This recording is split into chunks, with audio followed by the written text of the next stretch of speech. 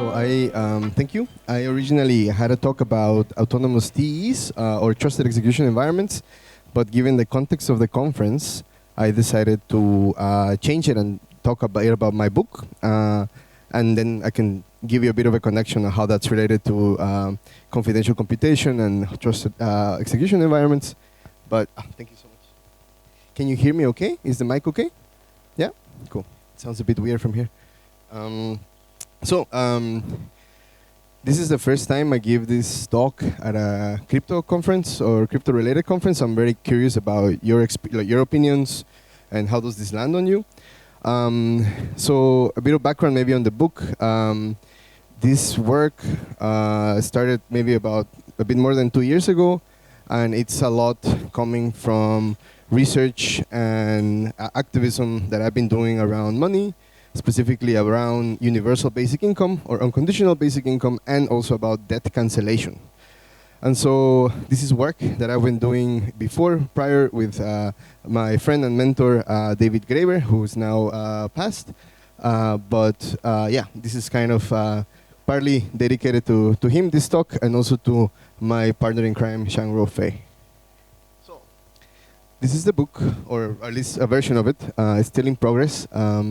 So first I want to talk a little bit about a moment in time when money actually grew on trees. And then I will go into the argument of the book, which is about the abolition of the US dollar. So that's the actual concrete proposal of the book as a way to then implement what I called a money commons, or in this case, a basic income, and then also a debt cancellation system. And then the last chapter is a bit about methods. So how do we actually abolish the dollar? What are the methods to do that? So, so who knows what plant that is? Cacao, okay, nice. Who has seen a cacao plant before? Okay, cool. Not all, but some, okay. So cacao is the plant that gives us today this thing we call chocolate, which is this mixture of sugar and cacao and many other things, often grown in financial centers like Switzerland.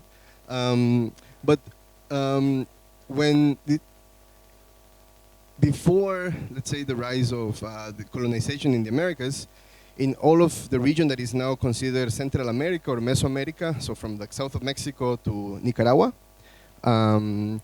there were many civilizations that used cacao as a money, as a currency.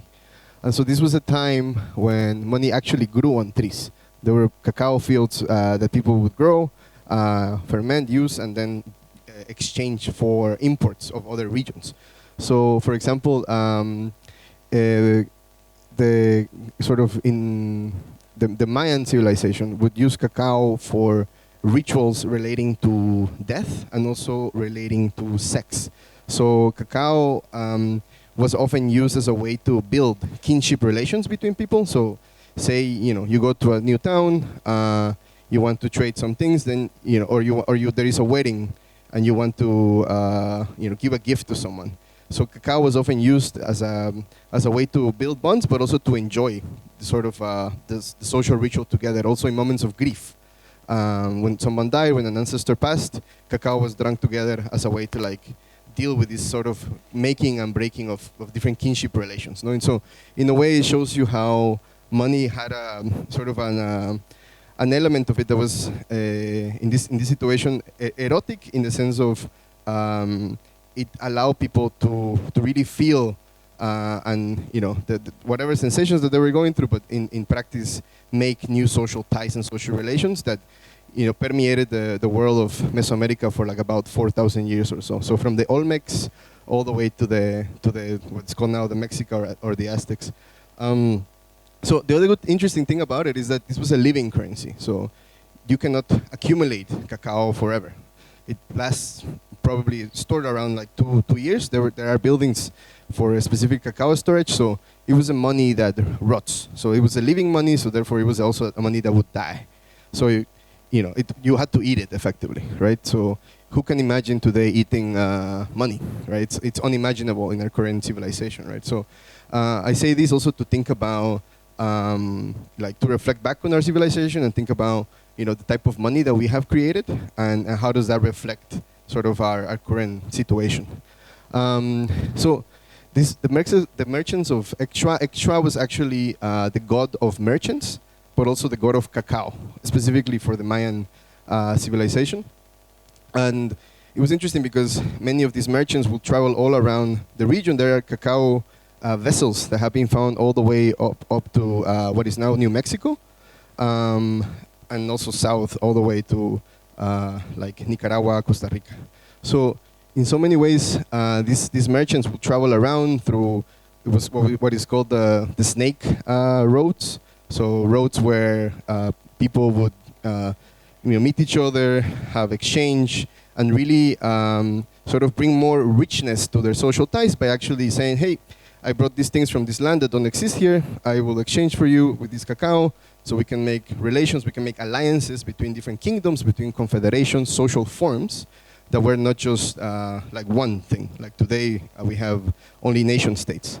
And another interesting thing about this story is that if you zoom into the moment when the Spanish colonizers came to what is now called the Americas, there was this moment when the colonizers figured out the value system that cacao upheld, and so they started seizing the cacao fields and Moctezuma's treasury. So they went in to the actual treasury and then took a bunch of cacao as a way to fund their own colonial expansion, basically.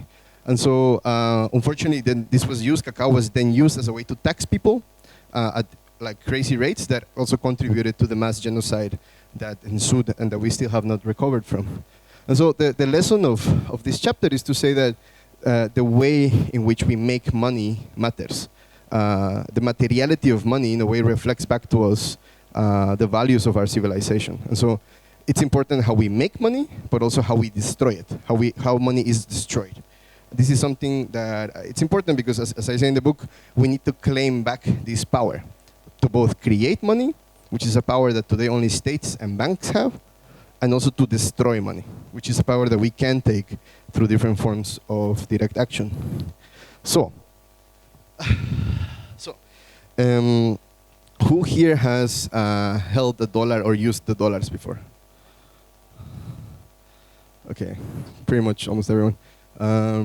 So the argument I'm trying to make in the book is that if we are serious about trying to create a social, ecological, just transition, we have to reckon with the fact that today we are locked into a system that is dominated by the US dollar regime. And so what is the body of the dollar today? The body of the dollar is it's quite a large system. I will not try to say all of its different parts, but I will say that at its core, at least within the US, there is both the Federal Reserve and the Treasury, which are the two institutions that are in charge of creating money, issuing money in the form of debt, and also creating future money. So the Treasury of the United States, what it does is that it issues promises of future dollars in exchange for the present dollars that people hold today. So today, when you hear about investments, people often say that the most secure type of investment is to hold US Treasury bonds because they provide a secure rate of investment. But what it really is happening on the back is that the dollars that you give to the United States are then sort of destroyed, but then they give you the promise that in the future you will get more dollars. No? And this system is based on this idea of economic growth. If you think about economic growth, what it really means is the issuance of debt, of an infinite debt that it can never be repaid. So this is what drives the current problems that we have with climate change, extractivism, and all of it is based on the Federal Reserve issuing unsurmountable amounts of debt that are then absorbed by the rest of the planet and whose resources are extracted through this process. So maybe to go a bit deeper and to go a bit more sort of historical about how this whole structure is taking place is what David Graeber called the military coinage slavery complex. And this is a structure by which states have funded themselves into being, whereby a king hires an army to enslave a population into forced labor, and then tax them in the money of the king in order to fund itself. So this triadic relationship, this trialectics as I call it, is really at the core of how even the US works today. So the reason why the US dollar has so much power is because of its military bases all around the world, right? It's very hard for even like their allies like Japan and Germany. These are the places where most of US Army troops are stationed. And it works a lot through violence. So the rest of the world is effectively taxed out of existence, enforced by the violence of the US Army, so that everyone else has to work for it. So it's also important because today we are like locked into the energy grid of the petrodollar system. So when we talk about energy transitions and other energy matrices, we have to come to terms with the fact that even today, the only way we can, as people, buy petrol, which is still the hegemonic energy source in the world, countries can only do it through dollars. So this is an enforced thing. And who is the biggest consumer of oil? The US Army, right? So it's the US Army both defends the petrol system, the fossil capital system, and at the same time benefits from it. So I'll skip a bit on the wampum. Wampum was a bead that was used by the Haudenosaunee Confederation before the rise of what is now called the United States as a way to make agreements and make promises with each other. And this was the system that was destroyed, similar to how the cacao system was destroyed in Mesoamerica, to then put the colonial, the origins of the colonial dollar in place. So I think what's important here is to say that there is this idea that someone's deficit comes at the expense of someone else's surplus. So today, the whole world could live without the U.S. Regime, let's say, war machine, but the U.S. cannot live without everyone else. So there is this imperial way in which the U.S. spends money into being in the form of deficits, and then basically taxes the whole planet into this sort of extraction of wealth, right? So one thing that is very important to say is also that there is this notion that the sociologist W.E.B. Du Bois wrote about the end of slavery in the United States, which is this idea of abolition democracy, by which he meant that when the newly released slaves were freed from slavery, they didn't have any democratic institutions that would embed them into the labor market. So they went from being slaves to being free laborers into a system that was structurally made against them because of racism and all these structural things. So the idea of abolition democracy today is talked about by people like Angela Davis and Ruth Wilmore Gibson, who talk about it in the context of prison abolition, who say, if we want to abolish prisons, we also have to create the democratic alternatives, content institutions, so that we can actually have a society that can take care of each other in non-punitive and violent ways. And so, this system is often called super imperialism in the sense that it's a system that really envelops the whole planet. Countries all around the world have to, like central banks all around the world, have to hold dollars in order to keep the power of their own currency, right? And so this is the system that we're today locked in. And so we have to abolish the dollar, because if we don't do it, the cycle of ecocides and genocides that we're seeing in the world will only deepen and continue as the US keeps funneling weapons and keeps funneling finance, money, into regimes that are like fascistic, and also into destroying what's left of the biodiversity in life. And so, yeah, that's why we should abolish the dollar.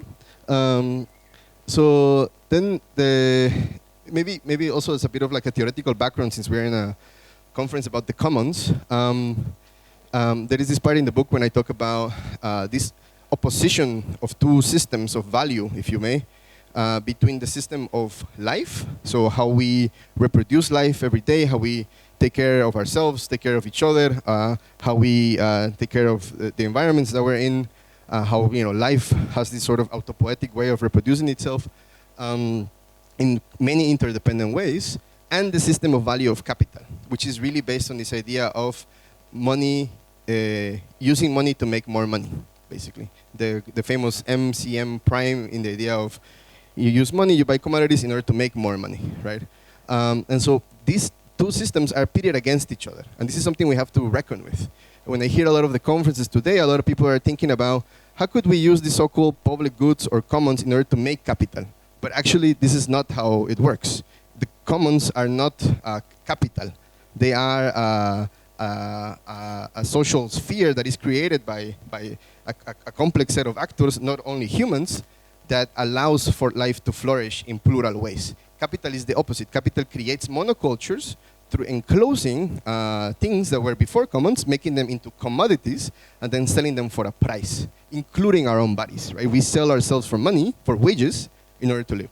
So we are today sort of in a system where it's not just the debt that is created by, let's say, the US system, but also through our wages. So what I'm arguing for in the book is to say that what if we were to commonify money?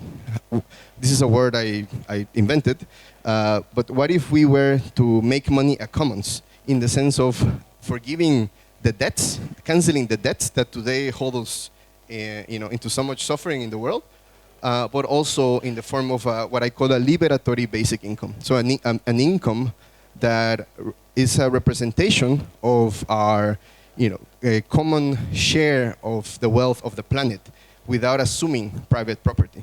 So what I'm arguing for here is that if we want to go beyond both states and capital, we have to reckon with the fact that first we have to release ourselves from wage labor and really move into a different paradigm, a different civilization, but at the same time, ensure that the system can be democratic. And so I will maybe touch a bit about on the crypto side. So I made a project some years ago called Circles UBI, and we ran a pilot in Berlin where we self-organized a basic income experiment where people would get a local currency and then use it to buy and sell the things that they needed, from food to healthcare and many other things. Now, one of the things that was interesting about it was that Circles was an application built on top of a blockchain that was supposed to be decentralized, but it eventually got bought by a specific group of people. So it made me really think a lot about the power dynamics at play. If we want to democratize money, and we're using an infrastructure that is feudalistic in the sense that it's controlled by a plutocratic elite that have most of the capital and power to vote and make decisions, then we're just swapping one master for another. So it made me really think a lot about the politics of the technology and the infrastructure, and like, what do we actually want? Do we want to have some sort of decentralized feudal system on the digital realm, or do we want to have something that is more local, democratically run? And so that's a question of not just of technology, but of politics, of how do we want to organize life in a different way. And so it's also important because one of the sort of stories that came from the basic income pilot was that when we're talking to farmers, they often have the problem that they are competing against imports coming from, let's say, Spain. So the tomatoes that they would produce are more expensive than the ones that come from the periphery in Spain. So there is this imperialistic way in which the economy is created, where cheap imports flow towards the center, and the farmers in the center, let's say Brandenburg or the areas around Berlin, are made precarious. So how can we build autonomy at the local level in Europe, in the US, so that the drive for imperialism also stops? This is one of the outcomes that came out of the pilot, let's say, from some of the experiences. And I only have a minute, so I have here some methods about how to actually abolish the dollar. But because I don't have time, we can leave it for the questions. Thank you very much.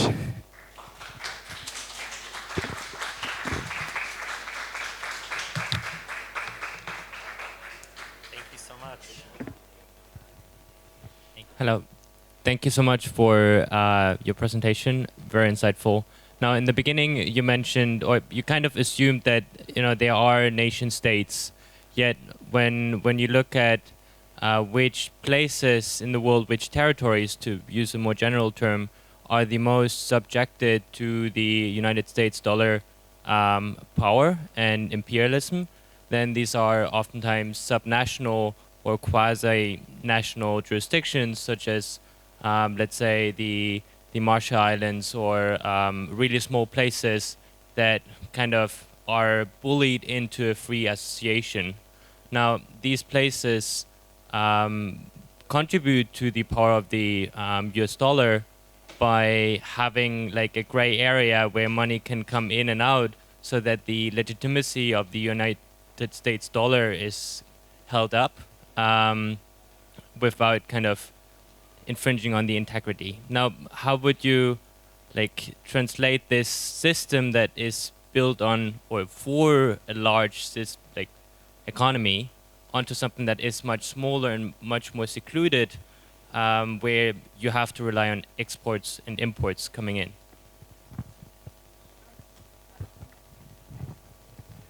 Thank you. So I think it goes back to this idea of building economic democracy and autonomy at each level. Like today, Europe, for example, depends on the rest of the world in order to sustain itself. So how could we actually build a means of subsistence locally, in even places like Europe, so that this drive for imperialist expansion doesn't happen in a, let's say, a non-consensual way or in a violent way, but actually based on exchange that is rooted in mutual interdependence that is more horizontal, right? So it's not being against like international trade, but the terms of it. The terms of trade is really what matters, no? Yeah, and my book is on pre-order. You can pre-order it now if you want, Decolonizing Money. And I'll be around this day, so if you want to ask me more questions, I'm happy to be here. Thank you so much. Thank you.